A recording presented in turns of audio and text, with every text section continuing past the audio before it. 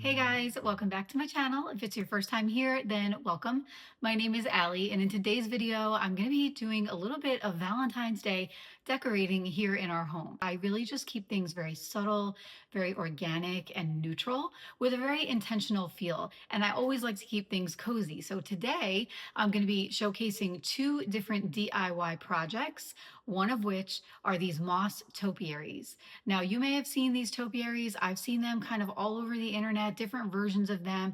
So I wanted to recreate my own because if you guys know me, you know how much I love using moss. I love, love, love using moss. I feel like it just adds such a pretty organic texture into your home decor. And because it's greenery, it brings in that warmth that we're all looking for in our spaces. But I also wanted to do my own terracotta pot. I found a terracotta pot on Amazon, and it's this one right here.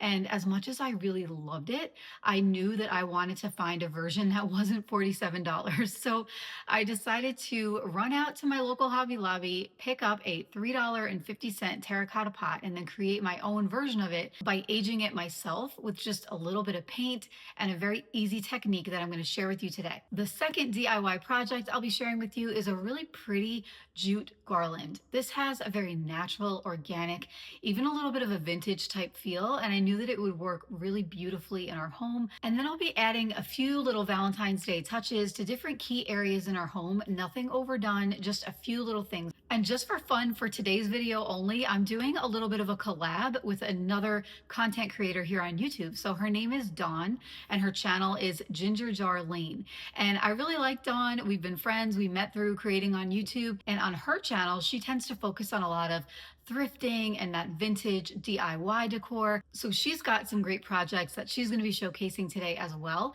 So I'm going to put the link to her video down in my description box so that after you watch my video, you can jump on over to her channel, subscribe if you aren't already, and check out her DIY Valentine's Day video too. If you like videos like this, don't forget to give this one a big thumbs up, drop me a comment down below, and make sure you're subscribed to my channel. I've got lots more great content coming down the line, including a lot of spring decor content, which I'm very excited about. So make sure that you have your notifications turned on so that you never miss a video. All right, so without further ado, let's get into the video. These are the terracotta pots that I found over at Hobby Lobby.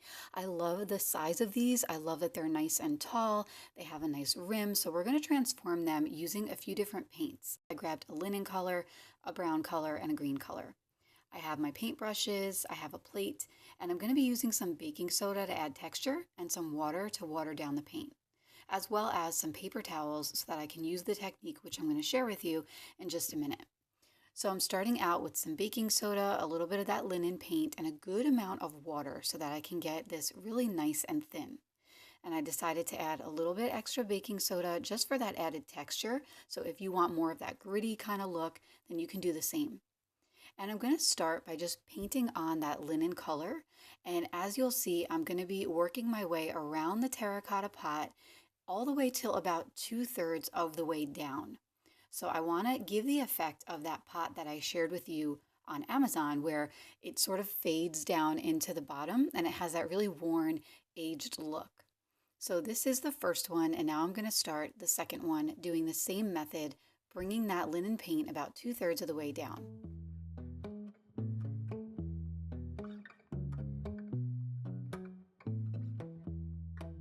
To make these pots look more natural, I'm taking a paper towel and I'm dipping it into the water, giving it a little bit of a squeeze, and then I'm picking up a little bit more of that linen paint and just sort of patting and dabbing all around each of the pots.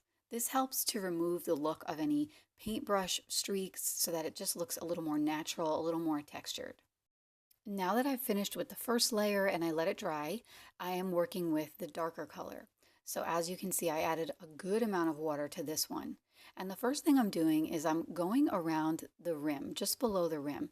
This is what really gives it that aged feature. You want to think about the areas of the pot that would naturally collect dirt and aging. So I first went around the bottom of the rim, and now I'm working my way all around the pot. I'm just sort of giving it this layer, this sheen of this worn and weathered look.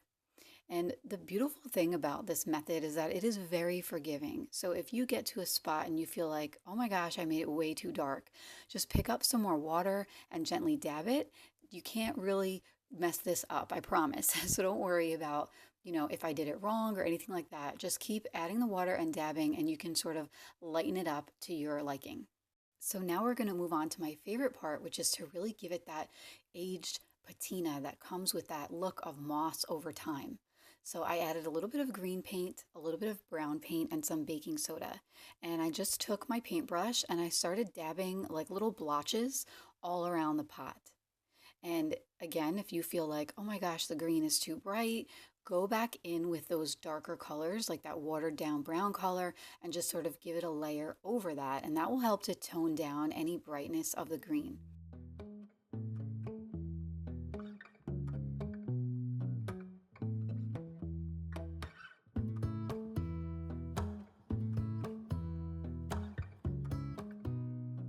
Now that I'm happy with how the pots turned out, I'm going to be working on the moss heart topiaries.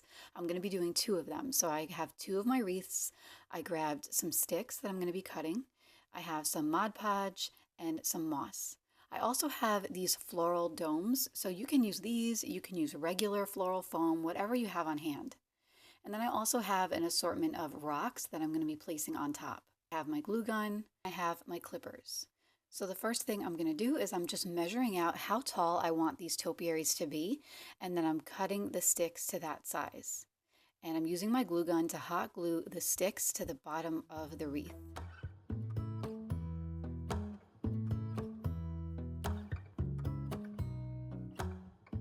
Now I'm adding a layer of Mod Podge around the front of the wreath, and this is what's going to hold the moss in place. It acts like glue and it dries nice and clear. So I'm working in about 4 sections so that I can get the moss on there before it dries.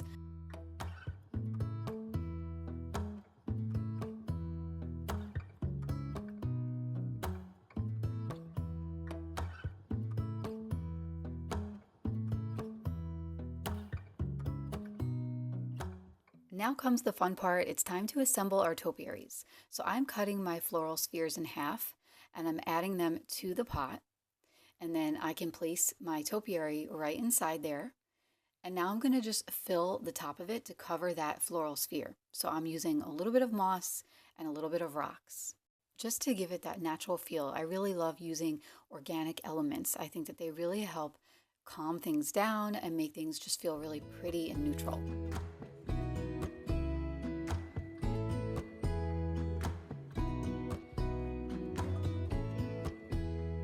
I decided that the best spot for these in my home was going to be on my entryway console table. So I grabbed a riser so that I can prop one of them up, and then I placed the other one directly onto the console table. And I always like to give this effect when you have the same item repeating, but you just have them at 2 different heights. I'm adding in my selenite candle holder, and then I have another little topiary tree I placed on the opposite side to balance things out. We got nowhere to be, just a slow dance with the summer heat. The world outside can't wait a few, 'cause right now we got nothing else to do. Moving on to DIY number 2. I'm going to be using air-dried clay, a heart-shaped cookie cutter, a rolling pin, and I found this really cute set of these doilies that I'm going to be using to imprint a pattern on the hearts. I have my jute rope, some scissors, a little something to create a hole in the top of each of the hearts, and then I have my 3rd heart wreath that I didn't use that came in my pack, so I'm going to be creating another one of those moss wreaths and just using it in a different way. So step 1 is to grab some air-dried clay and just start rolling it out, and then I pressed the doily into the clay. I'm using a rolling pin. It also works just as well if you press it in with your hands, but it creates this beautiful pattern. Now I'm placing the cookie cutter on top so that I can have a heart-shaped piece of this air-dried clay with that really pretty vintage pattern. Grabbing my straw so that I can poke a hole through the top.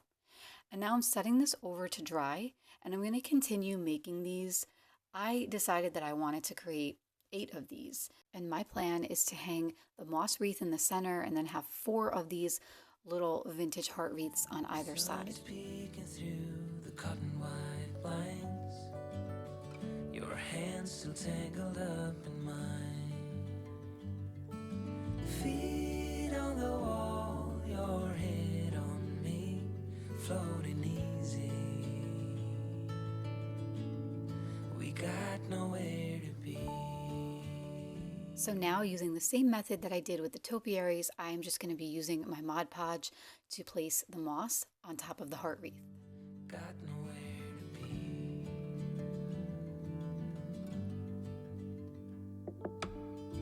Your hair's a mess, but now it's the next day, and I've given my air-dried clay hearts 24 hours to dry, so it's time for me to attach them to the garland.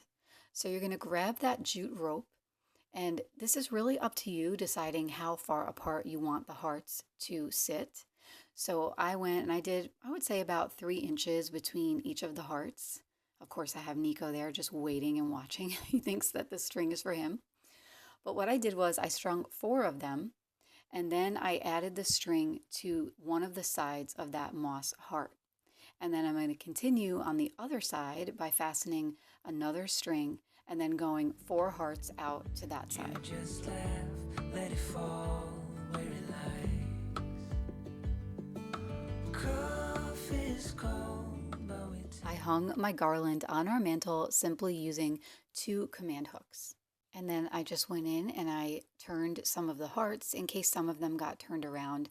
They're pretty easy to flip around, so I just went in and made sure that that beautiful pattern was facing out. And then I wanted to share with you that I did have to adjust the placement of where I secured that jute rope to get the heart to hang evenly. talk about nothing. Let the morning slip. Oh, it feels like that, like summer air through window cracks. Oh, it feels I'm like adding in a few more Valentine's Day touches around the home, but again, keeping with that natural, organic feel. So I picked this batch up from HomeGoods. They are these dried pods, and to me, they really looked like they are shaped like hearts. My husband feels like they're shaped like oysters, but I figured for Valentine's Day, even if you don't get the heart effect, they just are really natural, beautiful bowl filler. So I added some moss to this really pretty bowl. My husband got me this bowl for Christmas, and I've been waiting for the perfect setup to style it, and this was it. I added in a nice candle, and then I picked up this set of 3 dish towels from HomeGoods. They're Isaac Mizrahi, and I think that they just add a really pretty texture. I love that they're black and white. summer sun on quiet tracks. Oh, it feels like that, like the summer rain that falls so slowly on the naked skin upon your back. Oh, it feels like that, like a love song on a worn out track. Yeah, it feels like that. Heading over to our coffee table in our living room. Again, this is all about little subtle touches that feel very natural. So this is a heart-shaped tic-tac-toe set. I picked this up from HomeGoods last year.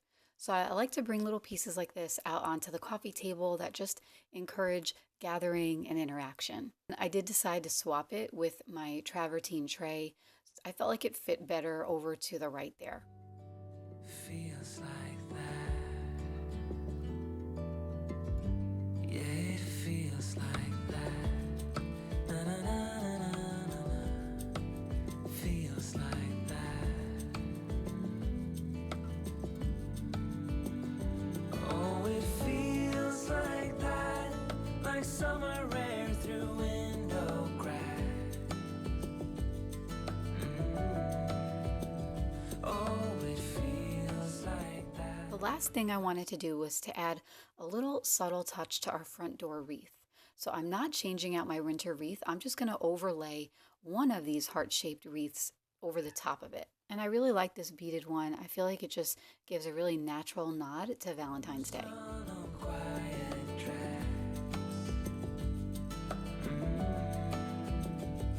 Oh, it feels like that, like the summer rain that falls so slowly on the naked skin. That's it for today. I hope that you enjoyed this video. I hope that you really liked the projects that I shared, and I hope that it inspires you to maybe create something for Valentine's Day this year. Just a little corner of your home, even just to add in that festive seasonal touch while keeping things neutral and organic. And if you did like this video, don't forget to give it a big thumbs up. It's a free way to support my channel, and I really appreciate it. Drop me a comment down below. Let me know if you liked one of these projects best and which one that was. And if you decorate for Valentine's Day, this will be my only Valentine's Day focused video, but I do have a lot more spring content coming down the line. I hope you all stayed safe also with this storm that just passed. I know here in the Carolinas we had an ice storm.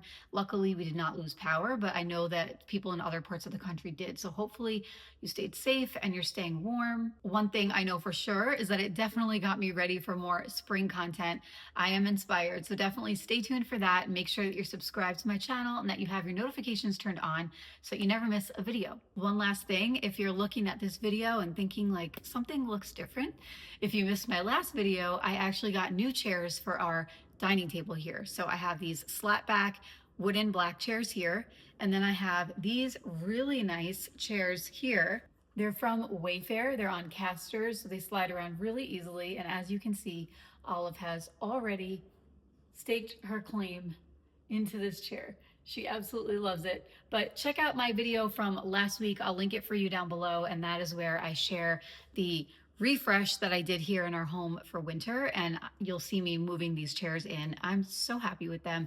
I think they just turned out so nice, and Wayfair for the win. I'll put those links down below for you as well. Thanks again so much for spending your time with me here today on YouTube. I'm so happy that you're here, and I will see you next time. Take care.